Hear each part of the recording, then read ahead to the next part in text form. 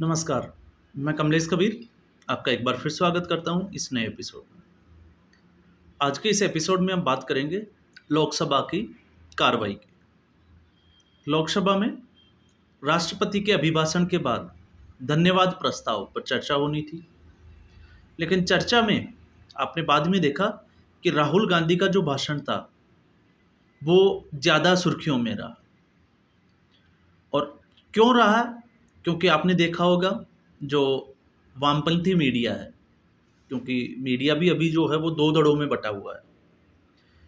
और जैसा कि लगातार जो है वो उम्मीद लगाई जा रही थी कि इस बार पहली बार राहुल गांधी जो है वो किसी बड़े पद पे, संवैधानिक पद पे जो है वो कार्यरत है, क्योंकि उनको एलओपी बनाया है। विपक्ष में नेता प्रतिपक्ष है और नेता प्रतिपक्ष की जो भूमिका है वो बड़ी अहम होती है। और पिछले 5 साल तो जो है आपने देखा कि कांग्रेस पार्टी के पास इतनी सीटें भी नहीं थी, लेकिन इस बार कांग्रेस पार्टी की सीटों में इजाफा हुआ। कांग्रेस पार्टी की इस वक्त जो है वो 98 सीटें हैं और इसमें राहुल गांधी का नेता प्रतिपक्ष बनने के बाद में लगातार ये जो है वो कयास लगाए जा रहे थे कि इस बार राहुल गांधी जो है वो अपने आप को जिसको कहें कि राजनीति के अनुरूप ढालने की कोशिश करेंगे। हालांकि भाषण जो है उनका अगर हम देखें तो पूरे भाषण में उन्होंने जो मुद्दे उठाए, चाहे वो अग्निवीर का मुद्दा हो, चाहे वो एमएसपी को लेके हो, या फिर जैसे पेपर लीक का मुद्दा हो, मुद्दे उन्होंने बशर्ते बहुत अच्छे उठाए हैं। लेकिन अगर हम राहुल गांधी का ट्रैक रिकॉर्ड देखें तो उन्होंने मुद्दों को जिस तरीके से या जिस अंदाज में उठाया उससे ज़्यादा था कि वो लगातार ये कोशिश कर रहे थे कि प्रधानमंत्री का मजाक कैसे उड़ाया जा सकता है। और इसमें राहुल गांधी अक्सर जो है वो जिसको कहें कि धोखा खा जाते हैं, मात खा जाते हैं वो। अब ये जो है वो हो सकता है कांग्रेस पार्टी वालों को जो है वो इस वक्त बड़ा अच्छा लग रहा हो, या फिर हो सकता है इस वक्त जब मैं बोल रहा हूँ तो वो भी बोले कि नहीं ऐसा कुछ नहीं है, या हो सकता है मेरे बारे में भी जो है वो ये बोले कि गोदी मीडिया। लेकिन खैर ये सबका अपना अपना एक मत होता है। और मैं ऐसा इसलिए कह रहा हूँ क्योंकि राहुल गांधी ने जिस तरीके की, क्योंकि सबसे बड़ी उन्होंने जो गलती की कि भारतीय जनता पार्टी जो नहीं कर पा रही थी वो राहुल गांधी ने वापस से वही चीज़ शुरू कर दी। और वो कैसे शुरू किया? कांग्रेस पार्टी के ऊपर लगातार जो है वो मुस्लिम तुष्टीकरण के आरोप लगते हैं आज़ादी के बाद में। और इस वक्त सभी जो रीजनल पार्टियां हैं वो मुस्लिम वोट के पीछे लगी हुई है। ऐसी स्थिति में राहुल गांधी का ये बोलना कि हिंदू जो है वो हिंसक है, तो आप इससे अंदाजा लगा सकते हैं कि राहुल गांधी कौन सी पिच पे जाके जो है वो बैटिंग कर रहे हैं, क्योंकि ये वही पिच है जो भारतीय जनता पार्टी को अच्छी लगती है। तो राहुल गांधी को ऐसा अवसर जो है वो भारतीय जनता पार्टी को नहीं देना चाहिए था। जिस तरीके से उन्होंने जो है वो चेयर का, या हम जिसको कहें कि संविधान का, फैक्ट्स के साथ उन्होंने बात नहीं की, वो हम सारी चीज़ें छोड़ देते हैं।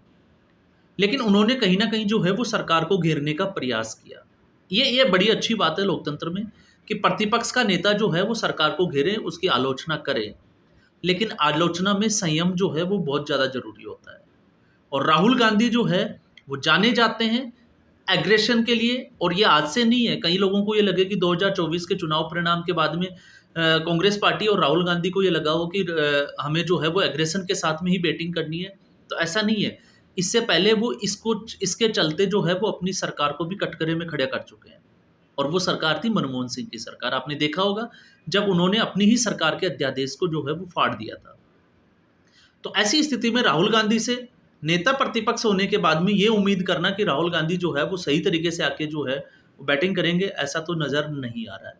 लेकिन इसका जो है वो खामियाजा भी कांग्रेस पार्टी को भुगतना पड़ सकता है। जैसा अभी जो है वो शुरुआत है, क्योंकि 10 साल के बाद में हमने किसी नेता प्रतिपक्ष को देखा है। और एक मजे की बात और इसमें मैं ऐड करना चाहूँगा, नेता प्रतिपक्ष 2014 के बाद में जब से नरेंद्र मोदी की सरकार आई है, जो भी नेता प्रतिपक्ष बना है वो अपना लोकसभा चुनाव जो है वो हारा है। और स्पेशली मैं कांग्रेस पार्टी की बात कर रहा हूँ।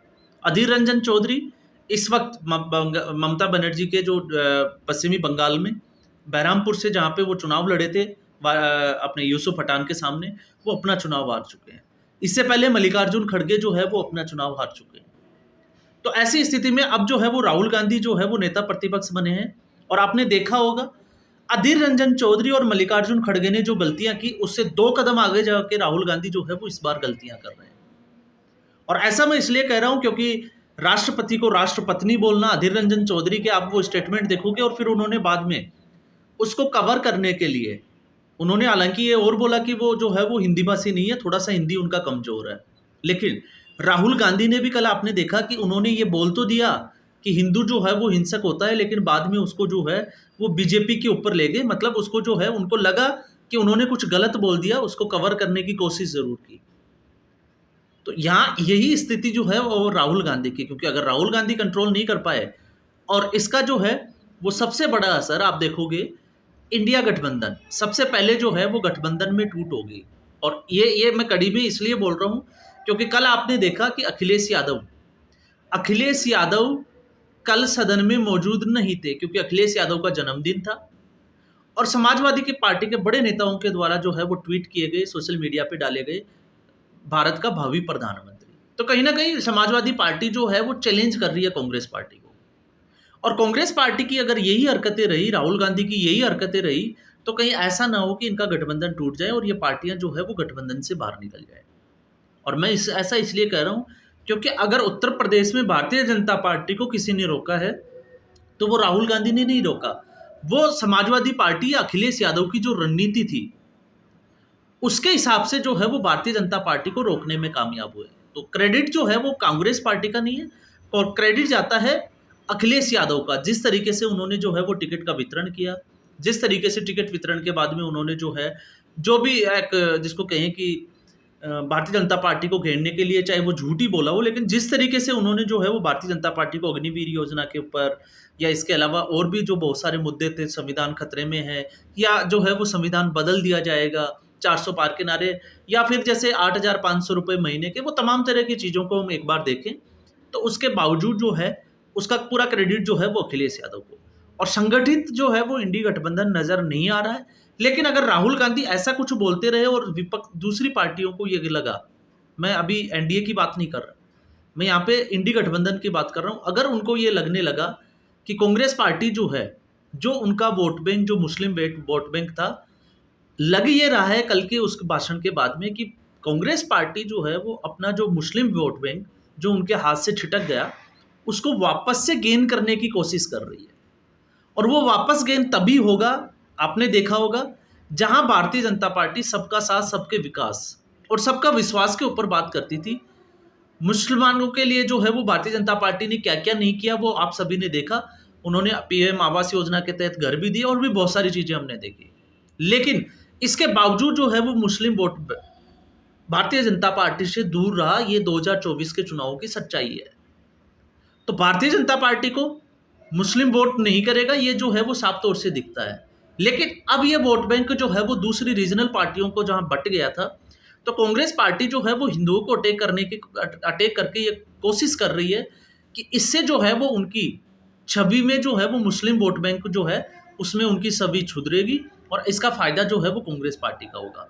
और अगर यही चीज अगर दूसरी पार्टियों के बीच में अगर आ जाती है तो फिर उसके बाद में, क्योंकि आपने देखा चंद्रशेखर रावण, मायावती, इसके अलावा ममता बनर्जी और आपने देखा अखिलेश यादव, तो ये वो लोग हैं जो अब मुस्लिम वोट बैंक की तरफ देख रहे हैं, क्योंकि इन सबको लगता है कि हिंदू जो है, और ये सच्चाई भी है कि हिंदू जो है वो संगठित नहीं है, हिंदू जातियों में बटा हुआ है।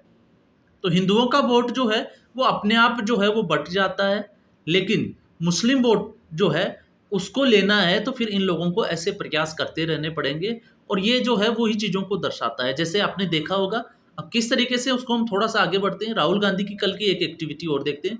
वो जो है वो शिव जी को लेके आए, अभय मुद्रा। हालांकि उन्होंने अभय मुद्रा के साथ जो है वो मुसलमानों के पैगंबर साहब को भी जोड़ दिया, उन्होंने यीशु को भी जोड़ दिया, इन्होंने जो है वो बाबा नानक को भी जोड़ दिया। लेकिन मुस्लिम अगर समाज की बात करें तो उसमें कहीं भी जो है वो मूर्ति या किसी भी फोटोग्राफ्स या किसी भगवान ऐसा जो है वो कुछ वर्जित है। और सदन में इन चीज़ों को जो है वो कोई कार्ड लेके नहीं आ सकता, कोई ऐसी तरह की फोटो नहीं ला सकता। लेकिन फिर भी जो है वो राहुल गांधी ने ये कोशिश करी। अब ये कोशिश करी तो इसके बाद में एक सबसे बड़ी बात की और ये है कि भारतीय जनता पार्टी जो है वो ऐसे मौकों पे खामोश क्यों है। हालांकि कल जो है इंटरवेंट जरूर किया प्रधानमंत्री नरेंद्र मोदी ने, आपको देखा होगा तो उन्होंने जो है वो बोला ज़रूर कि सभी हिंदुओं के लिए आपको ऐसा नहीं बोलना चाहिए, इस तरह की बात जो है उन्होंने करी ज़रूर। अमित शाह भी जो है वो बार-बार में इंटरवीन कर रहे थे, लेकिन राहुल गांधी और कांग्रेस पार्टी को ये नहीं भूलना चाहिए कि प्रधानमंत्री नरेंद्र मोदी ऐसी स्थिति में, क्योंकि कई लोगों को तो ये लग रहा है कि प्रधानमंत्री नरेंद्र मोदी जो है वो राहुल गांधी को सुन रहे हैं, उनके बीच में बोल रहे हैं, नहीं। अगर ऐसा हम सोच रहे हैं तो ये बिल्कुल गलत है, क्योंकि राहुल गांधी अब राहुल गांधी वो वाले राहुल गांधी नहीं है। राहुल गांधी नेता प्रतिपक्ष है, इसलिए सदन के नेता के तौर पे प्रधानमंत्री मोदी का ये नैतिक कर्तव्य है कि वो नेता प्रतिपक्ष की बात को सुने, उनके सवालों का जवाब दे। और आज जब हम इस वीडियो की बात कर रहे हैं तो मान के चलिए कि हमला जो है वो राहुल गांधी के ऊपर आज तीखा हमला होने वाला है, क्योंकि नरेंद्र मोदी इस बात के लिए जाने जाते हैं। वो आज डबल तैयारी के साथ जो है वो मैदान में उतरेंगे और उसके बाद में वो किस तरीके से कांग्रेस का इतिहास जो है वो वापस कुरेदने की कोशिश करेंगे, तो तकलीफ बहुत होगी। और इस तकलीफ में अब आज ये भी पता चलेगा कि राहुल गांधी जो सदन में कभी आते ही नहीं थे, उनके आप देखोगे तो परसेंटेज प्रेजेंस का कितना था, उससे आपको अंदाजा लग जाएगा। लेकिन इस बार नेता प्रतिपक्ष है, उनकी भूमिका ज़्यादा है, उनको वहाँ रहना है। लेकिन क्या वो उसी संयम के साथ जिस तरीके से भारतीय जनता पार्टी और प्रधानमंत्री नरेंद्र मोदी उनको बातों को सुन रहे थे, क्या राहुल गांधी सुनेंगे, या फिर उसी तरीके से वॉकआउट करने की जो है वो एक कोशिश की जाएगी? ये देखना बड़ा दिलचस्प होगा, क्योंकि उसी से आपको अंदाजा लगेगा कि राहुल गांधी जो है वो नेता प्रतिपक्ष बनने के बाद में राजनीति को कितना गंभीर रूप से लेने की कोशिश कर रहे हैं। क्योंकि आप अंदाजा लगा सकते हैं, मान सकते हैं, लेकिन सदन की कार्रवाई के बाद पता चलेगा। क्योंकि प्रधानमंत्री नरेंद्र मोदी आपातकाल की बात करें, चाहे वो सिखों के नरसंहार की बात करें, या इसके अलावा और भी बहुत सारी चीज़ें जो कांग्रेस के कार्यकाल में हुई, तो आज उनको लेके जो है वो कांग्रेस पार्टी और राहुल गांधी पे अटैक जरूर करने वाले हैं।